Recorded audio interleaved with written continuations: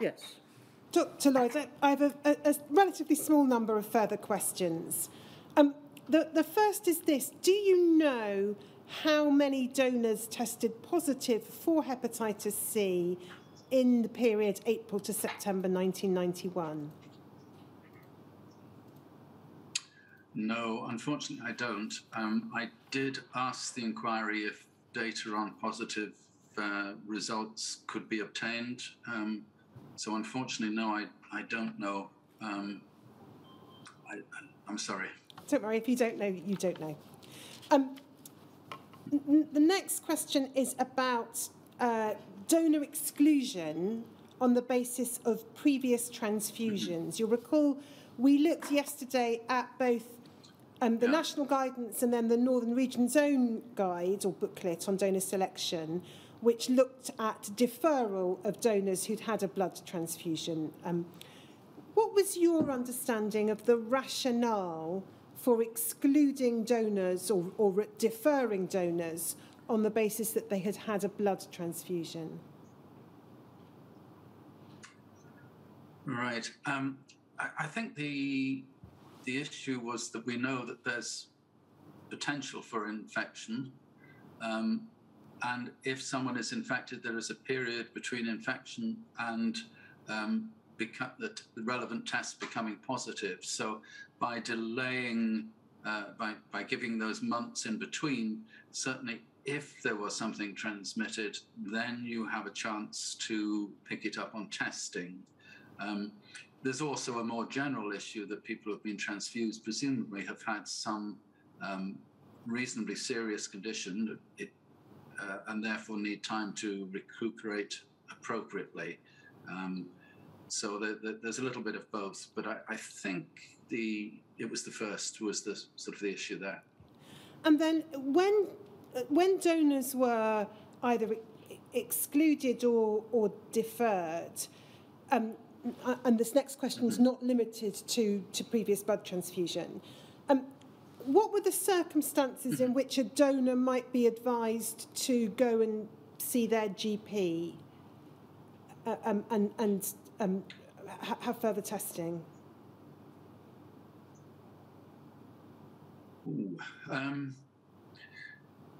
I mean, that was a sort of a rather individual decision. It might start with the medical officer. In those days, it was a medical officer at the session and not a clinical nurse specialist. But they might recognize, particularly being a general practitioner, they would recognize that there was an issue that needed following up and would do so. And the second was that when that wonderful illness book, duplicate book, information came back from the session and a medical officer at the centre looked at it, they might recognize that there was a need to obtain additional information. Probably more often in that case, it was obtaining more information rather than asking the donor to get further care and treatment. But I think at the sessions, the medical officer was probably the one who was asking people to, suggesting that they get followed up. There is, of course, the case of those who were found to be positive for an infectious, transmissible disease. Very different requirement to go and see somebody. And then if you had a donor who was being deferred or sent away because they'd had a blood transfusion in the past, I appreciate the period of time might vary depending upon the particular set of guidance in operation at that time. But if you were doing that, was there any practice of telling donors why it was a transfusion might mean they shouldn't give blood at that stage? Would they be told, for example, well, there is a risk of infection and perhaps you might yourself want to go and get tested?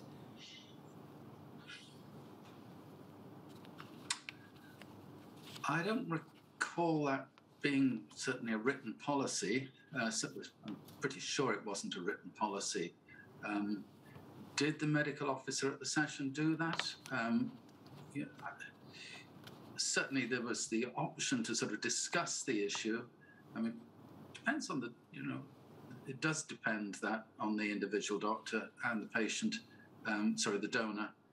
But no, I don't think we had a a proper policy on saying you must tell the person who's received a transfusion that they might be at risk.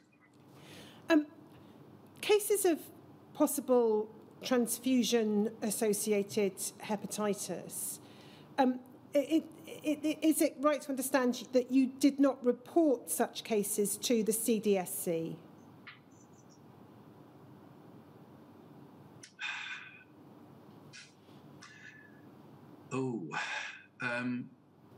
If a patient had a transfusion and then developed hepatitis, that I don't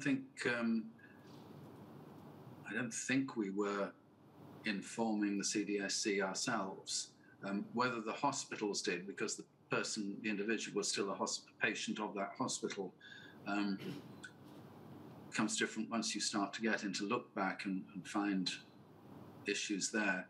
But no, I think the reporting in the case you referred, in that situation you referred to, would have been more likely at the hospital than the transfusion level, the transfusion centre level. And do you think it would have been helpful to have some kind of reporting obligation and a body, whether it was CDSC or another body, to whom all such cases of transfusion-associated hepatitis should be reported? Oh yes, definitely. It would have. It is the sort of thing that you look at and think, well, there should have been a broader sort of picture of this, and therefore information should be gathered in one place. Certainly, something the National Directorate could have assisted with. And then next, can I ask you to look at your statement, WITN 6935001, page 108, please, Sally.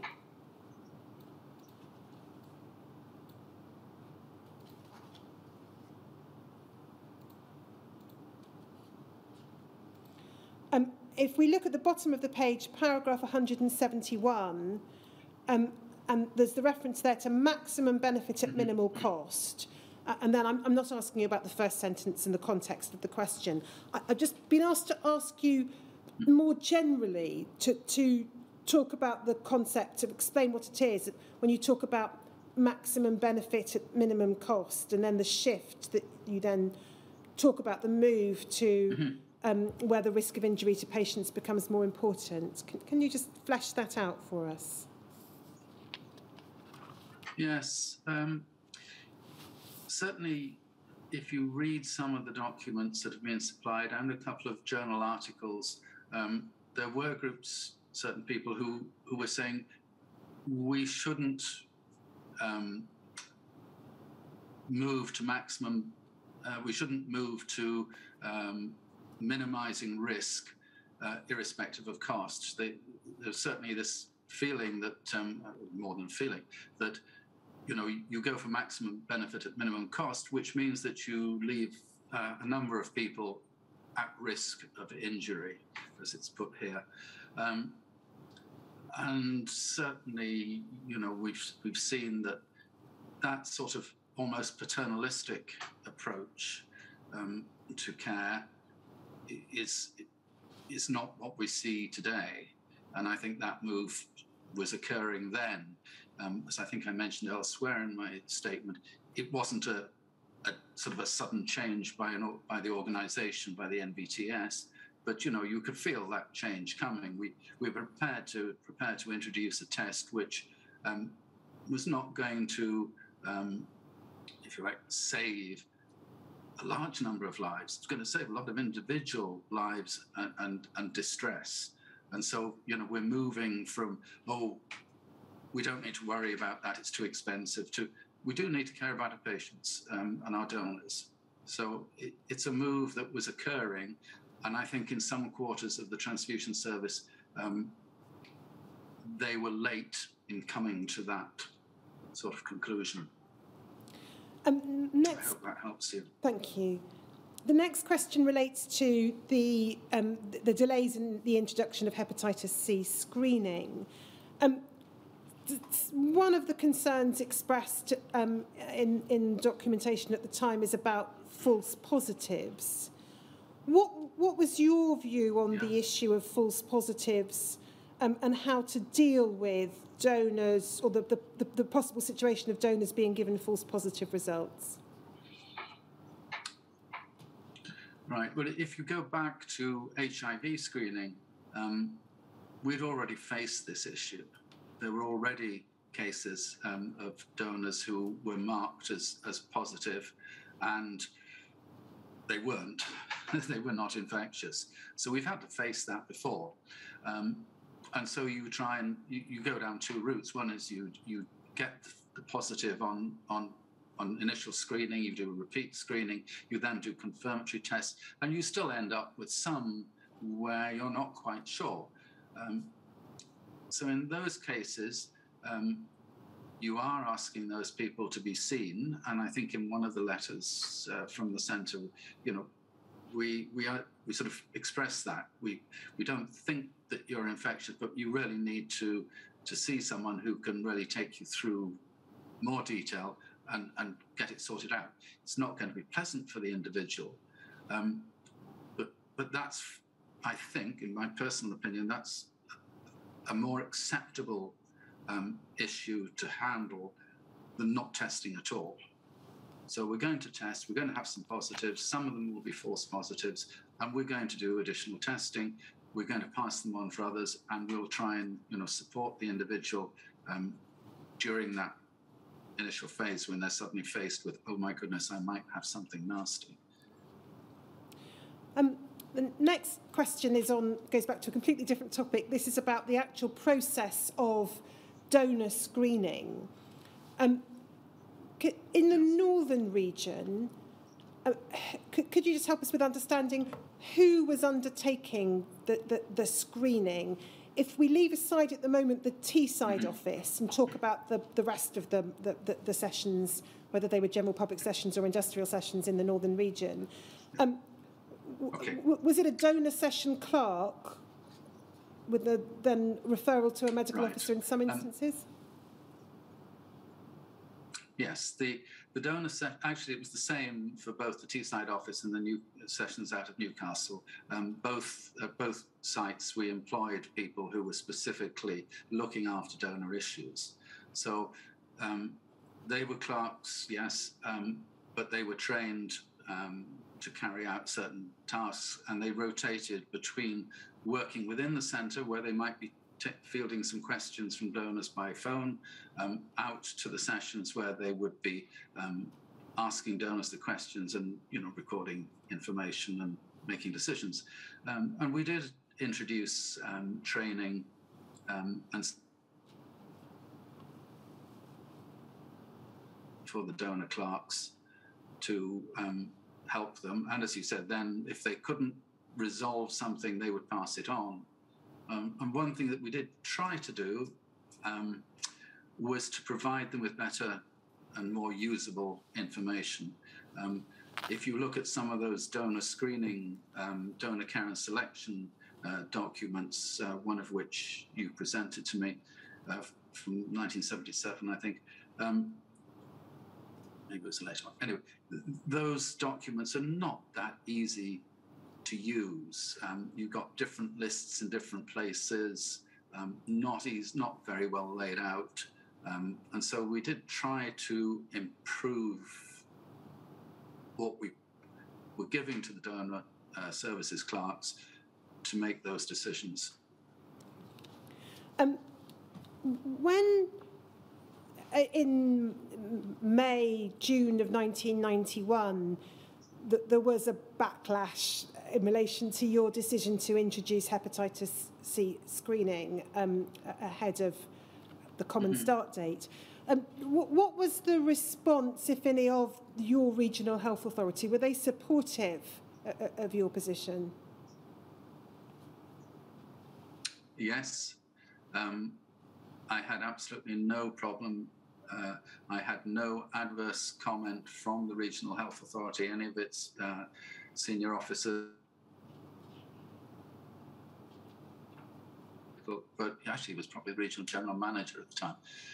But, you know, no problem. There was, I mean, they didn't phone me up and slap me on the back and say, you're a jolly good fellow.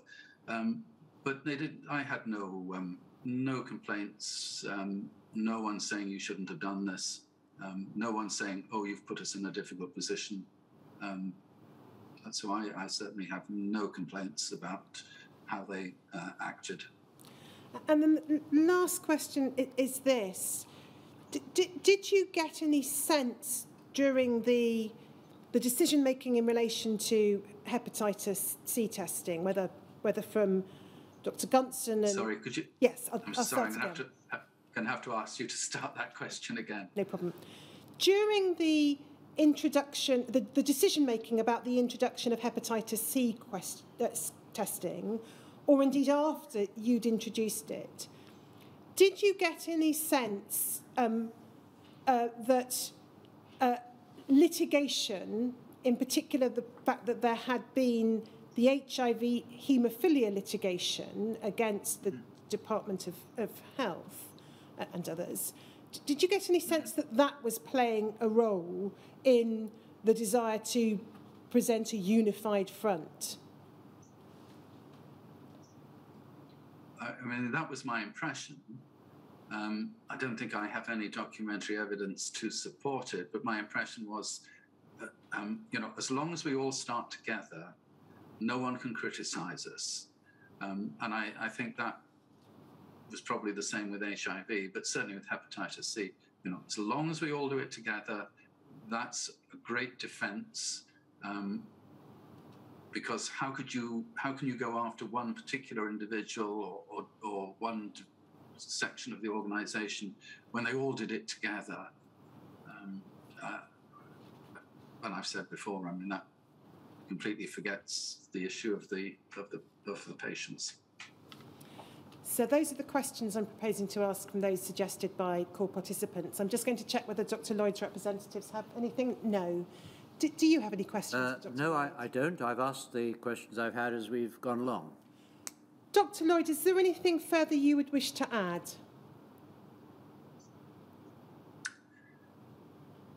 No, I don't think there's anything I wish to add in terms of either answering the questions or discussing the issues.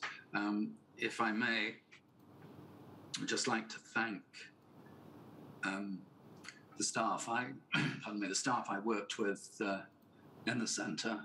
They worked extremely hard,